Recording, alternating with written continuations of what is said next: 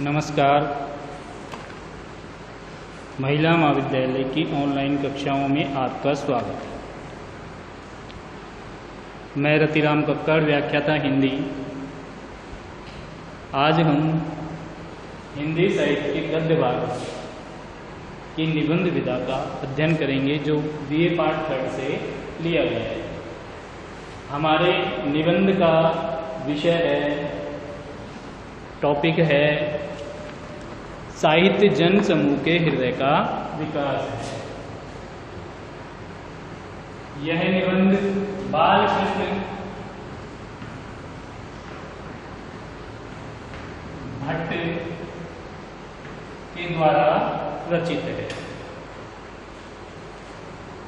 हमारे देश में वैदिक साहित्य से लेकर आज तक जो भी समाज को प्रभावित कर सका, जिस युग का साहित्य समाज को प्रभावित कर सका, उसका अध्ययन आज हम बालकृष्ण भट्ट के निबंध साहित्य जन समूह के हृदय का विकास के माध्यम से करेंगे। ठीक है ना। इसमें सबसे पहले हम वैदिक कालीन साहित्य के समय जनमानस का हृदय किस प्रकार से साहित्य से प्रभावित हुआ, इसका अध्ययन हम करेंगे। उपनिषद काल के साहित्य से किस प्रकार से रहा, उपजीव काल ग्रंथों का जो समय रहा, जिन्हें धर्म ग्रंथ काल भी कह सकते हैं, ये सब उत्तर वैदिक काल के रचनाएं रही, इनमें किस प्रकार से रहा, इसका भी अध्ययन हम करेंगे। और जो प्राकृत का समय रहा, उसका भी हम देखेंगे कि प्राकृत के जो रचनाएं थी, उनसे तत्कालीन समाज में किस प्रकार से प्रभाव पड़ा। वैदिक कालीन साहित्य एवं हिंदी साहित्य के आदिकाल तक पहुँचते हम हमारे अध्याय को समाप्त करेंगे। प्रारंभ करने के लिए बालकृष्ण भट्ट के निबंध रचना साहित्य जन समूह के हृदय का विकास है को हम अध्ययन करते हैं, देखते हैं। प्रत्येक देश का साहित्य उस देश के मनुष्यों के हृदय का आदर्श रूप होता है, अर्थात जो साहित्य होता है वह उस देश के जनमानस को प्रभावित करता है, उनके हृदय को प्रभावित करता है। जो जाति जिस समय जिस भाव से परिपूर्ण या परिलुप्त रहती है, वे सब उनके भाव उस समय के साहित्य की समालोचना से अच्छी तरह प्रकट हो सकते हैं। समय मनुष्य का मन जब समय के साथ मनुष्य का मन जब शोक से भरा हुआ हो, क्रोध से उद्दीप्त हो रहा हो, या किसी प्रकार की चिंता से दो चित्ता हो रहा है, यानी कि दो मन बन रहे हों, तब उसमें तमसा छन्न, तब उसकी मनस्थिति तमसा छन्न, उदासीन और मलिन रहती है। और उस समय उसके कंठ से जो ध्वनि निकलती है वह फटे ढोल के समान बेसुरी और बेताल होती है। वही जब चित्त आनंद की लहरी से उद्वेलित होकर नृत्य करने लगता है और सुख की परंपरा में मग्न रहता है, उस समय मुख विकसित कमल सा प्रफुल्लित रहता है, नेत्र मानो हंसते से दिखाई देते हैं। कंठ ध्वनि बसंत मद मत कोकिला के कंठ रव से अधिक मीठी हो जाती है और सुहावनी मन को बाती है। एक मन एक ही था, लेकिन उसकी दो भिन्न परिस्थितियों में मनोदशा अलग अलग होती है, ये समझाने की चेष्टा की गई है। मनुष्य के संबंध में इस प्राकृतिक नियम का अनुसरण प्रत्येक देश का साहित्य करता रहता है। आइए हम देखते हैं कि वैदिक साहित्य, जो वैदिक काल रहा, वैदिक काल का जो साहित्य रहा, उस में किस प्रकार से मनुष्य के मन को, मानस को किस प्रकार से प्रभावित किया, या किस प्रकार से उसने संचालित किया मनुष्य जीवन को, इसके बारे में हम समझने की चेष्टा करते हैं। हमारे पुराने आर्यों का साहित्य वेद है। जैसे कि हम जानते हैं कि हमारे पुराने आर्यों का साहित्य वेद है। उस समय आर्यों की शैशवावस्था थी, प्रारंभिक काल था। बालकों के समान जिनके भाव भोलापन लिए हुए थे, उदारता भरे हुए थे, निष्कपट थे, वेद के साहित्य का एक विलक्षण तथा पवित्र माधुर्य प्रदान करते हैं। उस समय के जो जनमानस की जो विचारधारा थी वो मधुरतापूर्ण थी, वह वेदों के साहित्य को माधुर्य प्रदान करते हैं। वेद जिन महापुरुषों के हृदय का विकास था, लोग मनु और याज्ञवल्क्य के समान उस समय में लोग मनु और याज्ञवल्क्य के समान समाज के आभ्यंतरिक भेद, वर्ग विवेक, वर्ण विवेक के झगड़ों में पड़ समाज की उन्नति या अवनति की तरह तरह की चिंता में नहीं पड़ते। यानी वैदिक कालीन लोग मनु और याज्ञवल्क्य के समय के समान नहीं थे और कणाद या कपिल के समान अपने अपने शास्त्र के मूलभूत बीज सिद्धांतों को आगे कर प्राकृतिक पदार्थों की छानबीन में दिन रात नहीं डूबे रहते थे। वो बहुत सरल हृदय थे और प्रकृति में जो दिखाई देता था, प्रकृति जो उन्हें प्रभावित करती थी, वो ही उनके लिए आराध्य था। न कालिदास की तरह, न भवभूति की तरह, न हर्ष कवि की तरह, अना संप्रदायों के अनुसार वे लोग कामनी के विभ्रम विलास और लावण्य की लीला लहरियों में गति मार मार कर प्रमत्त हुए थे। वो उस प्रकार से भी नहीं थे जैसे क्या है कि कालिदास भवभूति का जो समय रहा, इनकी जो मनोदशा रही, इनका जो साहित्य रहा, उस प्रकार से वैदिक कालीन साहित्य नहीं था, उनसे भिन्न था। प्रातःकाल उदयोन्मुख सूर्य की लीला लहरी प्रतिमा देख उनके सीधे साधे चित्त ने बिना कुछ विशेष छानबीन किए इसे अज्ञात और अजय शक्ति समझ लिया। वैदिक कालीन जो लोग थे उन्होंने प्रकृति, जैसा कि हम जानते हैं, हमें मालूम है कि प्रकृति के प्रति ज़्यादा आकृष्ट रहे। जैसे ही उन्होंने सूर्य को देखा, सूर्य की जो अज्ञात शक्ति है और अजय जो उनकी प्रतिभा है, उसको देख करके वो स्वतः ही नतमस्तक हो गए। इनके द्वारा वे अनेक प्रकार का लाभ देख कानन स्थित व्यंग कुंजन समाज कलरव रव में प्रकृति की प्रभात वंदना का साम गाने लगे और वे सूर्य की ही आराधना करने लगे। वैदिक काल में करने लगे। जल भार नत श्यामल मेघ माला का नवीन सौंदर्य देख पुलकित गात्र हो कृतज्ञता सूचक उपहार की भांति स्रोत का पाठ करने लगे। दूसरी तरफ जब उन्होंने जल से भरे हुए बादलों को देखा आना, तो इस प्रकृति के रूप को भी उन्होंने पूजनीय बना दिया और वे श्लोकों का पाठ करने लगे। वायु जब प्रबल वेग से बहने लगी, अब आते हैं वायु पे, कि वायु जब प्रबल वेग से बहने लगी उसे भी एक ईश्वरीय शक्ति समझकर उन्होंने शांत करने को वायु की स्तुति करने लगे इत्यादि। वे सब ऋग और साम की पावन ऋचाएं हो गई, यानी कि ऋग्वेद की और सामवेद की पवित्र ऋचाएं कहलाई। उस समय अब के समान राजनीतिक अत्याचार नहीं थे, यानी कि वैदिक कालीन साहित्य में, समाज में आज के जैसा क्या है अत्याचार नहीं थे, राजनीतिक उथल पुथल नहीं थी और इसी से उनका साहित्य राजनीति की कुटिल उक्ति युक्त से मलिन नहीं हुआ था। नए आए हुए आर्यों की नूतन ग्रंथि समाज के संस्थापक में सब तरह की अपूर्णताएं थी। सही पर सबका निर्वाह अच्छी तरह होता था, किसी को किसी प्रकार का अस्वास्थ्य नहीं था, आपस में एक दूसरे के साथ अब का सा बनावट का कुटिल बर्ताव नहीं था। इसलिए उस समय के उनके साहित्य वेद में भी कृत्रिम भक्ति, कृत्रिम सौहार्द, कपट वृत्ति, बनावट और चुना चुनी के ने स्थान नहीं पाया। उन आर्यों का धर्म अब के समान गला घोटने वाला नहीं था। आगे हम देखेंगे कि उपनिषदों के समय, उपनिषद काल के समय किस प्रकार से साहित्य ने मनुष्य जीवन को प्रभावित किया।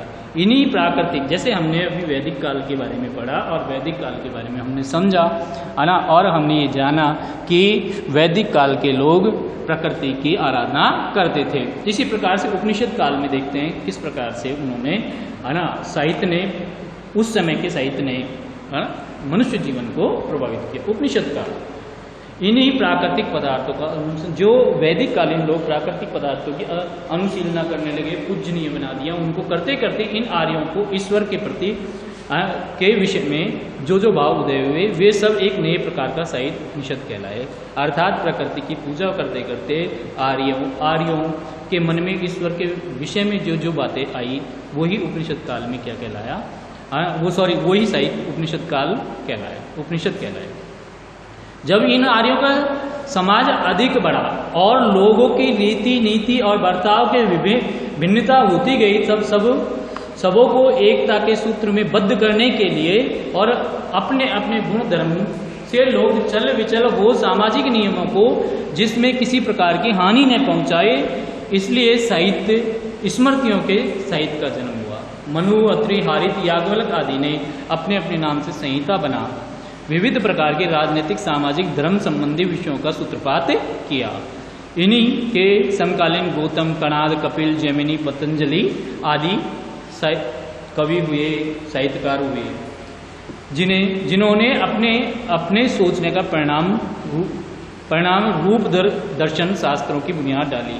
यहाँ तक जो साहित्य हुए यद्यपि वेद की भाषा का अनुसरण उनमें होता गया, परंतु नित्य उनकी भाषा अधिक सरल, कोमल और परिष्कृत होती गई।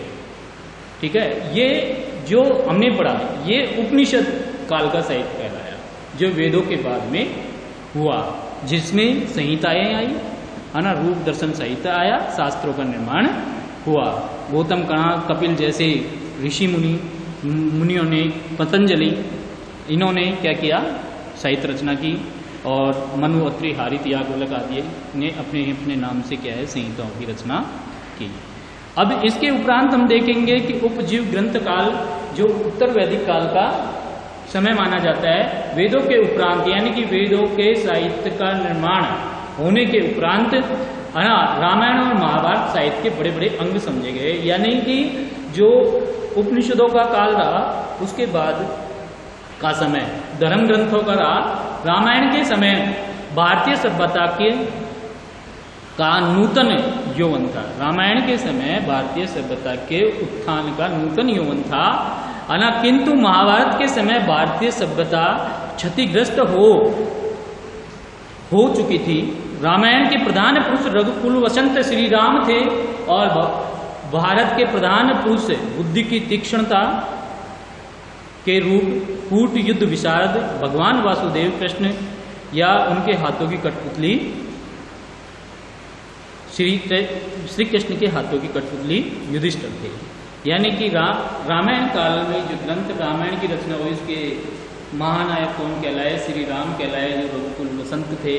और महाभारत काल के जो प्रधान पुरुष कहलाए वो श्री कृष्ण थे, जो कूटनीतिक विशेषज्ञ थे, या उनके हाथ की कठपुतली युधिष्ठिर माने जा सकते। रामायण के समय से महाभारत के समय के में लोगों का हृदयगत भाव में कितना अंतर आ गया था, ये भी एक जानने की बात है। अब आप देखेंगे कि रामायण में दो प्रतिद्वंदी भाई, यानी राम और भरत की दो प्रतिद्वंदी भाई इस बात के लिए विवाद कर रहे थे। यानी रामायण के समय दो भाई भरत और राम इस बात के लिए विवाद कर रहे थे कि समस्त राज और राज सिंहासन हमारा नहीं है, वो एक दूसरे को सौंप रहे थे। यह सब हमारे हाथ में ही रहे, मतलब ये सब तुम्हारे ही हाथ में रहे। अंत में राम ने भरत को विवाद में पराभूत कर समस्त साम्राज्य उसे हस्तगत कर अपने आनंद निर्भर चित्त हो सपत्नीक वनवासी हुए। वहीं महाभारत में दो दायद भाई इस बात के लिए कलह करने के लिए सन्निबद्ध हुए कि जिसने सुई का अग्रभाग ढक जाए, जिससे सुई का अग्रभाग ढक जाए, इतनी भूमि भी बिना युद्ध हम नहीं देंगे। सुचक्ष नैव दास्यम बिना युद्ध केशवम। परिणाम यह हुआ कि एक भाई दूसरे पर जय लाभ कर तथा जंगा से गदाघात कर, मस्तक पर पदाघात कर और उनका वध कर भाई के राज सिंहासन पर आरूढ़ हो सुख के फूल अनेक तरह से यज्ञ और दान में प्रवृत्त हुए। ये रामायण और महाभारत दोनों कालों का अंतर था। रामायण और महाभारत के आचार्य क्रम से कवि कुल गुरु वाल्मीकि और व्यास थे। पृथ्वी के और देशों में इनके समान या इनसे बढ़कर कभी नहीं हुए, ऐसा नहीं है। यूनान देश में होमर, रूस में वर्जिल, इटली में डेंटी, इंग्लैंड में चासर आदि बहुत सारे कवि हुए जो इन्हीं की टक्कर के कवि थे।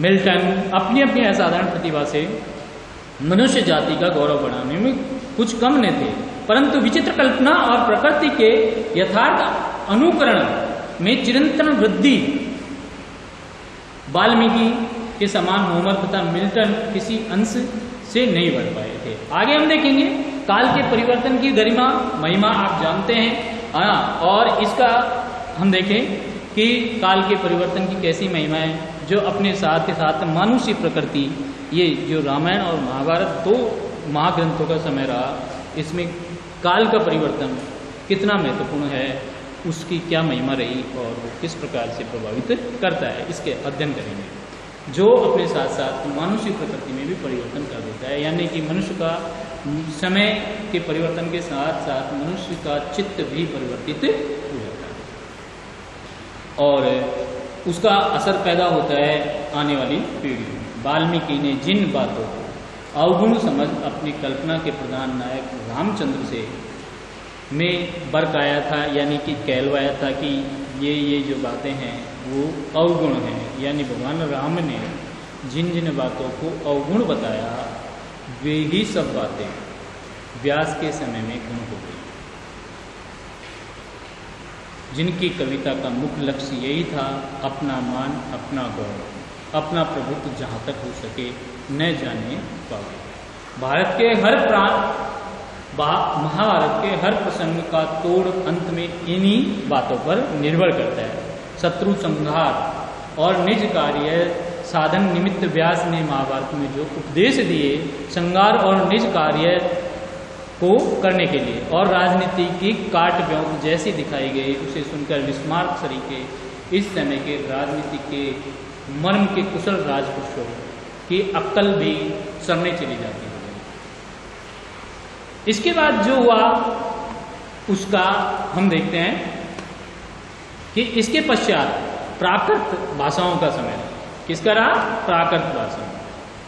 कि महाभारत के उपरांत भारत का रूप और ही हो गया, भाई से भाई के युद्ध से समाज में किस प्रकार का संदेश गया होगा, किस प्रकार से हृदय का विकास हुआ होगा, इसको हम आसानी से समझ सकते हैं। महाभारत के काल के बाद में भारत कुछ और ही हो गया, उसकी पूरी दशा बदल गई। इसकी दशा के परिवर्तन के साथ साथ उसके साहित्य में भी बहुत बड़ा परिवर्तन हुआ। उपरांत बौद्धों का जो हुआ कालांतर में, महाभारत के बाद कालांतर में क्या है कि बौद्धों का जोर हुआ, बौद्ध विकसित हो गए। वे उस समय वे सब वेद और ब्राह्मणों के बड़े विरोधी हुए। किसके? वेदों के और ब्राह्मणों के विरोधी हुए। वेदों की भाषा संस्कृति, इसलिए इनके संस्कृत को बिगाड़ प्राकृत भाषा जारी की। वेद मतलब जो वेदों की भाषा संस्कृत रही, बौद्धों ने उसका स्वरूप बिगाड़ करके प्राकृत को स्थान प्रदान किया। तब से संस्कृत सर्वसाधारण के बोलचाल की भाषा नहीं रही, आम आदमी की बोलचाल की भाषा क्या हो गई? प्राकृत हो गई। फिर भी संस्कृत भाषी उस समय बहुत से लोग थे, यानी कि विद्वान जन, राजा, मंत्री, ये सब उस वक्त भी क्या करते थे? संस्कृत का ही आम बोलचाल की भाषा में प्रयोग करते थे। लेकिन सैनिक, द्वारी, आम जनता, ये सब प्राकृत भाषा का उपयोग करते थे। तो एक बहुत बड़ा अंतर हो गया, ठीक है।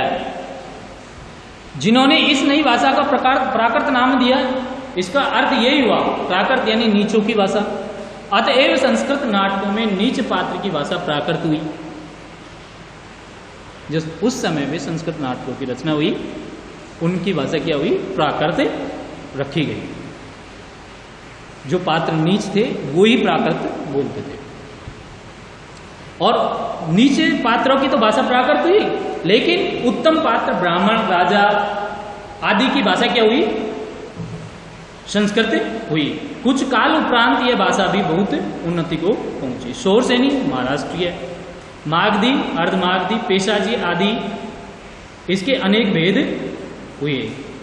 इसमें भी बहुत से साहित्य के ग्रंथ बने, जिनका हम आगे अध्ययन करेंगे। उत्तर वैदिक काल जो रहा हमारा, वो इस प्रकार से है कि संस्कृत यद्यपि बोलचाल की भाषा इस समय न रही, पर हर एक विषय के ग्रंथ इसमें एक से एक बढ़कर के बनते चले गए।